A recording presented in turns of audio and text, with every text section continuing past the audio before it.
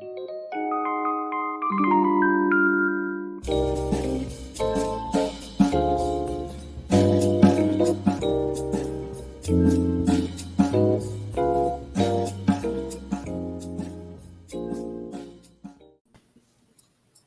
ladies and gentlemen. I am in my garage outside, which is a little bit cold. Wednesday night. We got Tim Seavey here from San Diego State University in Bizolutions. Hey. All right. I am Jared Kapika Miller, communications professor, debate coach, all that jazz.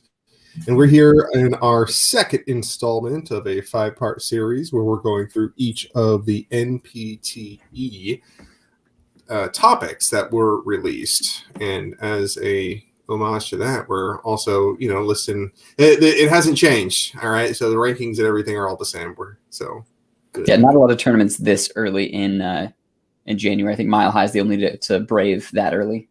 Yeah, I think that's already in, right? And so All right, excellent. I meant to ask you, where's Matt tonight? Where's Matt? Yeah. He got a second job as a dog handler at the American Kennel Club. And so he's handling a little Shih Tzu right now. And I figured that he would be the one to prance the Shih Tzu. Yeah. You got the bone structure for it. All right. So NPT topic is here we go. Let me do this right here. Here we go. Nope. United States federal government. No, that's not right. Where'd it go? Oh man, I edited it and everything. All right. So it is.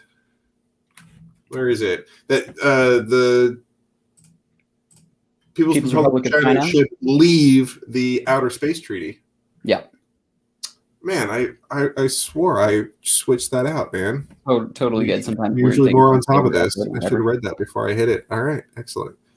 All right. Good. So the People's Republic of China should leave the Outer Space Treaty.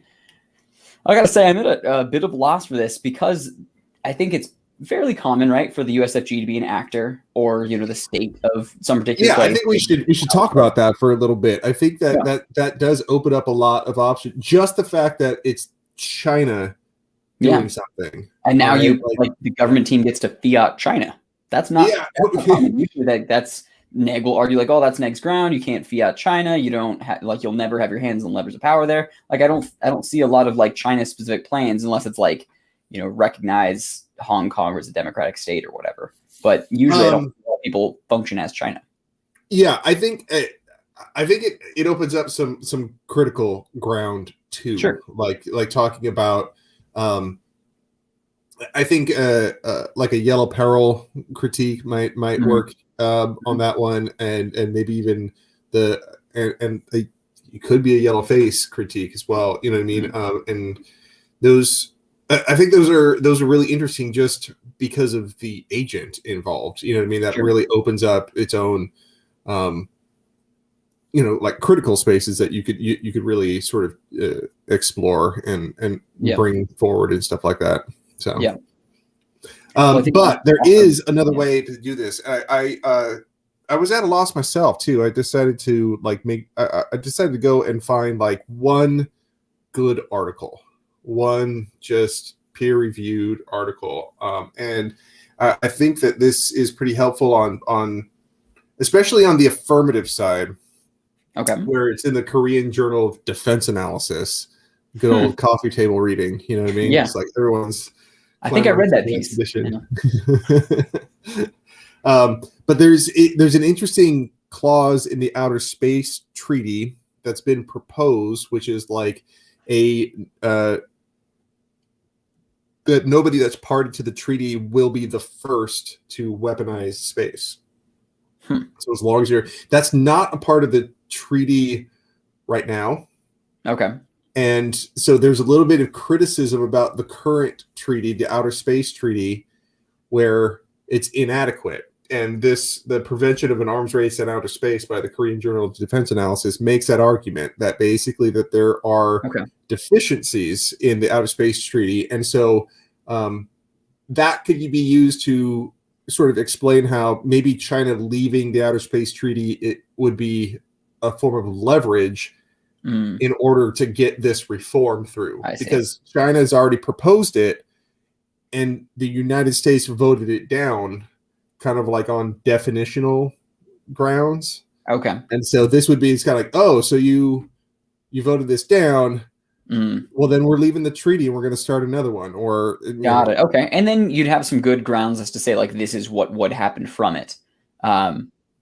I think like you end up with a little bit of tricky like effects topicality ground there, right? Or like, what are the harms that are being solved by pulling out of it are theoretically that they could leverage the United States into, shoring up the document. So like that seems like that you might become a little effects topical there. I think on the next side, we'll get to it in a few minutes. Like there's so many things you can prep in advance of this. But yeah, on the affirmative side, I like that at least as a justification for saying like, hey, just because we signed on to this thing does not mean that thing is inherently good. Like lots of people agree with it, but lots of people are privy to all kinds of policies that are pretty awful. But just because it was signed in the 60s and that's the way it's been, and hasn't been reasonably updated. So okay, that's a neat direction. Yeah, and I think that I get that. I think that's like fair that you don't just get to get solvency on the reformed document, but it would be like, I mean, you'd definitely be doing like a try or die sort of narrative, because they've already tried amending it through legitimate means, you know what I mean? Right. And so like they got to do something else. And there's, a lot of people that are worried about militarizing space, especially after like we have a space force with a like $40 million budget. Yeah. Yeah. That was mentioned in the article too. So, yeah. Well, there's because the Outer Space Treaty does not prohibit all military actions or military testing or training or the placement of traditional weapons, and those kinds of things. So it's like that's I think how we get away with Space Force, but completely understandably now there's like this just under the radar kind of arms race of like what can we get away with up to, but not exceeding the point of violating the Outer Space Treaty. So I think there's something to be said for like, hey, America's towing the line. This is a way for China to like put the brakes on, what is the next space race, but arms race. Yeah.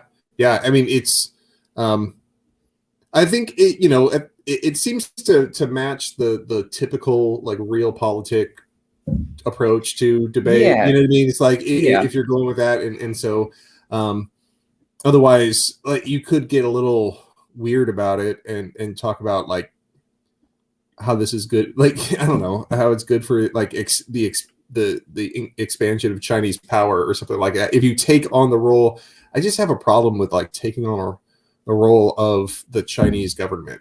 You know what I mean? Like speaking on their behalf, because it seems like you kind of risk like turning them into a caricature of themselves. I'm just right. I think that like even really good front lines against like we're not policymakers, we're debaters, we'll never have our hands on levers of power. Like those are really common arguments that you hear against fiating the U.S. federal government because like back in the day, the first point of information would be like, excuse me, do you plan on running for politics, right? Or like do you plan on holding an elected office? And as soon as the person's like, no, it's way disgusting. Like, sweet, so you shouldn't be fiating that, right? And so I think that's a common argument, but that's where it's at least like in the realm of possibility where like I've only debated in the United States where like the debaters theoretically have the capability of, having their hands and levers of power in the United States. So I see what you're saying, like fiating another place, would understandably have, I think, some critical implications, but I assume you could just come back with it and be like, yeah, we're never going to be able to influence any of these organizations that we fiat in every debate round, be it the USFG or the California, school board. Like we're not going to realistically be the ones making those changes, but it's an area of simulation. Like we have the capability of like simulating out what this would do. But I'm also worried about like what I'm worried about is that somebody sort of like without really knowing what motivates an entire people speaking like on what they think motivates them. You know what I mean? Sure. And it's like, and so I'm worried about like really, really bald sort of power grabby type of advantages is like this will increase our dominance in the universe or something like that. It's kind of like I think that's the issue that I kind of have in addition to it. You know what I mean? It's like we wouldn't really be using that language in order to justify our motives, and so I don't think that it's kind of fair to do it for others. You know what I mean? Sure. But if it's more like, in terms of mutual benefits, yeah, I think I kind of like the sort of like leveraging sort of language. Yeah, I think that if you're playing it with a real politics kind of narrative, right? Especially if you've got some literature or something to back that of like, here's all the times that we did something that really, or that any country has done something extremely drastic and it didn't end to nuclear war. Like, despite what every round will ever tell you, like, Right. every policy round will tell you, no, all the time countries do lots of saber rattling and lots of demonstrating and posturing that does not result in, total fallout.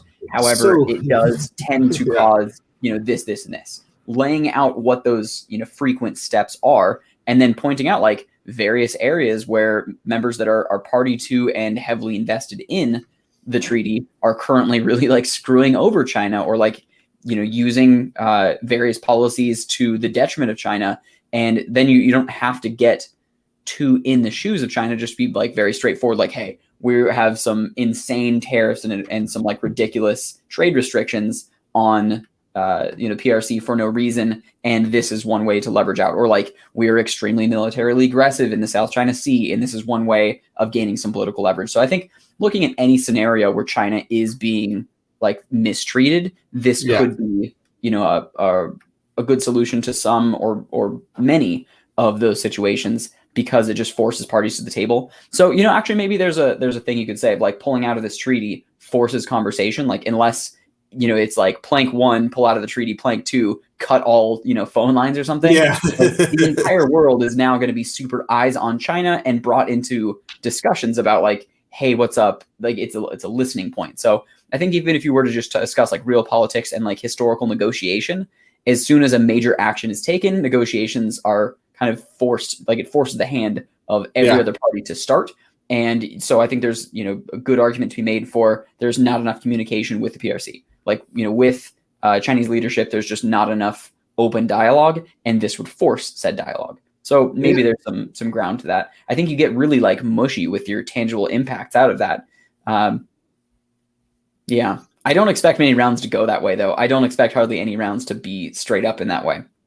Like, I mean, if that, this article kind of lays it out pretty well, like in the specifically like not being the first to place anything out in space as far as weapons go. Now there is one aspect about weaponizing space that I think needs to be like really understood.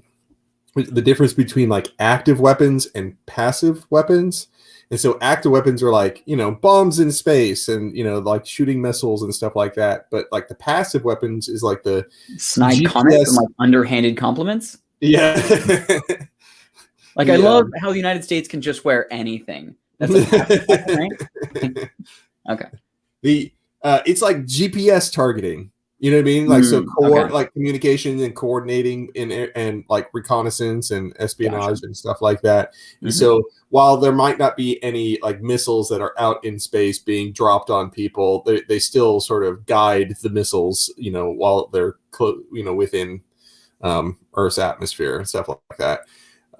So, the United States kind of has like a pretty good edge on that. We got a lot of stuff out there in order to do that. And so of course there's some people who want to like demilitarize space 100% passive as well. And so that could be another, I mean, that I think there's enough like sort of ways that you can carve a spot on the the bad parts of the Outer Space Treaty OST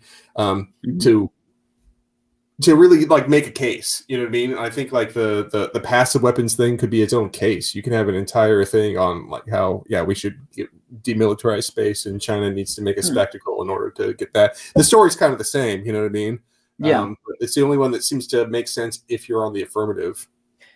I suppose you could go in a couple directions. One more like extreme, but way more fun. And then one that would be maybe a little bit of realistic ground, but like some chuckles, is you could say like it is for defense from non-planetary beings or objects, right? So like, biggest threats to all existence are like volcanoes blowing on on Earth, nuclear war between nations, sure, but like of just natural causes like an asteroid, right? Like some of the biggest extinctions in planetary history or the history of living things were due to asteroids. So you could say like, oh, it's for asteroid defense, like the best way to defend against gigantic asteroids. So I think there's lots of evidence you can find out there about various comets and asteroids and like subplanets that do pose real threats that we don't have a way of solving right now. That like, okay, well, if we nuclearize extra atmospheric space, like then maybe we can defer some of these, or like defend against some of these things. So there's maybe one avenue. I think the more fun would be like to defend ourselves from aliens, and then just go full tilt into like, there's so many planetary, like extra planetary sightings, and here's all the stuff like really go hard for like, we are not alone. And then we need to be able to defend ourselves if people, or if some being is trying to come in, and it needs to be nuclear. We can't just, pea shooters up there. It's got to be the biggest and best we got. I think that's probably ridiculous, but I think you could make some kind of like fun case out of it of like, this is what we do. Humans have always been like overkill kinds of creatures, and that's how we've stayed alive. Okay. I might appreciate that if there was some uniqueness to China, why they would be the best ones to do that. An additional level of sort of thoughtfulness. I think that's interesting. Maybe if they have declassified more extraterrestrial sightings and contact than the U.S. if we can come up with some evidence for like why they're more privy to extraterrestrial conversation or whatever, like even if it's just full-blown conspiracy stuff you're just throwing in there, I think that could make for a more fun round of like, the US is not best equipped to defend us, like we're too trigger happy, like China is a better entity to have their finger on the trigger in the event of a planetary war. I think it would be definitely like out of left field. I think the other side would at least have fun with it. I think it would be a fun round. So I could get behind that. Like, I mean, if I had to, I'd be like, no, there's no such thing as aliens. Yeah. I just like Joe Rogan on you. Like, here are 50 reasons and all of the, like, just, bring in the most concrete and then build my way out to the most extreme evidence of why we're at risk. So, I mean, because then it's like, it's this like threat assessment thing that there's no precedent for it, right? Like, oh, are we historically oppressing aliens, or like historically like being, colonial towards aliens? Like, not necessarily. So I think there's a lot of routes. Extraterrestrials. Yeah. If I were the judge in that round and the negative side just went super straightforward and was like, no way, man, it's not real, I would immediately just, like, from a human standpoint, want to vote them down, because like, guys, folks, you're missing the point. Like, you're missing the fun of this. It was supposed to be a cool round and you're just making it, boring. So I think if you've got some, like, even if you're running it ironically, right? Like, just talking about, like, obviously they're not going to do that. We're like, nukes are not going to space. If we're really dealing with this realism, let's talk about the simulation and talk about why it actually is a better idea of China doing it versus someone else. I think that's maybe one of the only avenues that you would get to, because you're I think unlikely to hit on real impact pay dirt. It's not like, there's some giant thing hinging on exclusively China leaving this. I think you've got to tell a pretty in-depth link story with like several pieces following the way that you want to get the impacts that you want to, or to avoid the potential negative impacts. Because I don't think there's a lot of brink in this round. Like, I don't think that we're on a particularly big brink of like nuclearizing space. Maybe I'm wrong. Yeah. I guess the closest you get is that the proposal was voted down fairly recently, but that's about it. You know what I mean? It's like, doesn't mean you're necessarily on the brink, but it does kind of like present like no way out sort of thinking. It's like, we got to do something. That's true. Yeah. And so, I mean, you could go along those lines of like engaging in or signing terrible treaties, right? Because this treaty functionally allows for just a nuclear spatial arms race, or like, extra atmospheric arms race, by saying that you're not the first. Yeah. That means that, like, okay, sweet, someone's there, just about a guaranteed and like fully supported response. Like, you're kind of like building this outer planetary powder keg, like a World War I kind of thing of like, okay, well, allies are going to line up, and just as long as you're not first, you're not breaking the treaty, but everyone else can, jump on board because of it. So that is kind of a terrible way to write policy. So I think you could really rail on that. Yeah, I mean, I think you got a lot of leverage though in the round because it's stronger than we got now. You always get to point that out. You know what I mean? Which is, I think, a good argument. You never overlook that one. Sure. But I was also intrigued by why it was worded that way. It seems like there's like the lowest common denominator type of, like framework for an international. It's like, what's the least we can do that we could all agree upon? And like that might be the reason why it's worded that way. Because I thought that was weird too. That it's like we just won't be the first. And my first thought is like all you have to do is pay someone to put some weapon up there, and now it's free for all. You know what I mean? It's like right. And like immediately also when you start thinking about like who are China's allies, right? Like unstable nuclear nations, or nations that have certainly like threatened to use them in substantial ways, like North Korea, to some extent Pakistan, like with a question mark. So yeah, I think that's kind of an interesting idea on it. Like I think you could probably liken it to like a even messier NATO, right? Where like NATO policy is like an attack on one justifies response by all members of it. And like then you get into complete just like garbage storms like, Iraq, where even like a very loosely categorized attack on one means you now have a crap ton of countries now involved in a like really unjust war. So I think like there's good argument to be made for bad policies like an attack on one is attack on all kind of thing. Yeah. This is even worse than that. So yeah, interesting avenue. Okay, well, so what about the negative then? Okay, yeah. What are like some of the first things you'd be prepping out as a neg team? Okay, so in response to that, like using this as leverage to negotiate, like de-weaponizing space, to say that will just go the wrong direction. And that would be, and I think that's like, I wouldn't say that the negative doesn't get to argue that. If I was on the affirmative, I would say, no, we fiat that, you know what I mean? It's like, we say that everyone does sign on to another. And so that's why I wouldn't have that second plank on it. It would just be, we're going to do this and we're going to put out a statement on why we're doing it. Hopefully it works. Here's the reasons why we think it will. Yeah. You know what I mean? And so I think that's just the fairest way. It's like just the most debatable way. It's like, you're just kind of like anticipating how people will react. Nobody really knows. Here's my good reasons on this side. You put good reasons on the other side. Sure. So the good reasons is just like, dude, if you don't think like a bunch of other countries will just see this as an opportunity to fucking pull out and just colonize the moon, you know what I mean? It's like, right. You know what I mean? The United States would jump on that. I think they would just jump on that. Like there's private companies that could do that now. Right. That treaty might be the only thing that's preventing them from doing it. Bezos has had his eye on that moon for a while. Yeah. But there's plenty of people that could do that. I mean, people sell naming rights to stars, and they like, there's some guy who bought an asteroid right before NASA landed a drone on it. And when they did that, he sent them a parking bill. Right? Well, that's like, awesome. Yeah. Like he just staked claim to this asteroid, knowing full well that NASA was going for it. Yep. And he said, you parked in this space. Like he like zoned it and everything. He like did a little drafting on the damn asteroid and said, see, you're parking in spot B6 or something like that. Wow. Yeah. So I think, yes, there definitely would be like a huge race of those things. I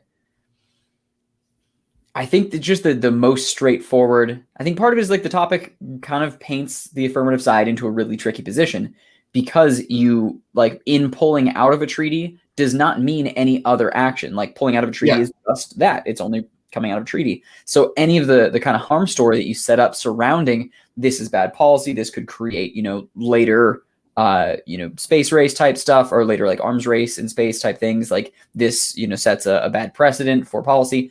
Any of those things are not uniquely solved by coming out of it. And also, even those harms are also just potentials. Now, granted, they have like tremendous magnitude, which if, debaters really care about huge magnitude, then we still have to weigh them for something. But it's like, if we were to stay in it and someone else were to aggress and then others were to follow suit, then you would get this really terrible, nuclear fallout kind of thing. And so it's just so many steps removed. It just kind of feels very effects topical. Like you're so many degrees separated from reality. Yeah. But that's what I'm saying is that it'll be a fight over basically like the Link story going one way or the other, whether or not it's going. Totally, yeah. And so I mean, you could kind of see how it might trigger some sort of negotiation that has to happen, but you could kind of see how like everyone would just kind of like just throw up their hands and kind of go, well, I guess everything goes now. Like space is a free for all, and it's like it's just, oh man, it just becomes the Wild West out there. You know what I mean? Well, maybe someone argues that's a good thing. Maybe I could see arguments for saying that the complete like hands off of space is what's keeping us from doing things like we talked about last week of, mining for unfathomably valuable resources or, creating colonies for getting off the rock, right? Like for escaping Earth. Like you could just start talking about all of the various benefits. And this is also, just as a side note, kind of strange that you only get 5 total topics. They're going to be recycled, and 2 of them have to do with the Outer Space Treaty. Yeah. So, I just think if I'm a debater right now, I'm getting to be as expert in the Outer Space Treaty as I possibly can. So I think if you just really run with the same story there on the negative side or on the affirmative side of like, yep, they should pull out because you can guarantee that X, Y, and Z private entities and X, Y, and Z countries are going to do, they're going to exploit it, but here's why. And here's all the benefits of that exploitation. Like it's government regulation that's keeping us from progress, like international governmental regulation that's keeping us from progress. So like people are afraid of war when really they should be like afraid of the fact that we are not getting this value. It sounds like a really terrible commercial for like. That's some cutthroat capitalism right there, man. Yeah. Yeah. But I mean, when you were saying that, like even like sort of running a little nihilism, it's kind of like, yeah, we should pull out because whatever. You're like, this is going to lead to nuclear war. It's like, maybe, I don't know. Whatever. Could.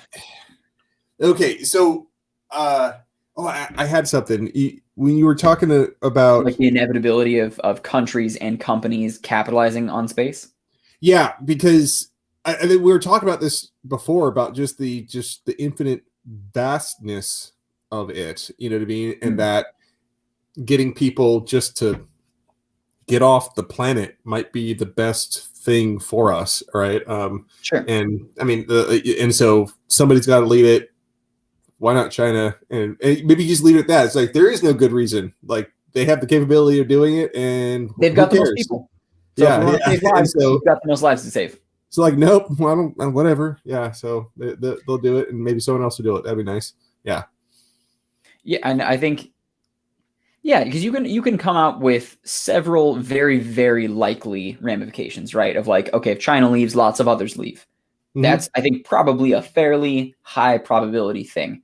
If China leaves, private companies start going for it, right? If China leaves, then X, Y, and Z nations will sit down to talk about it. I think all those things are very likely outcomes. And then you just start talking about the implications of all of those and go for like, here are several scenarios.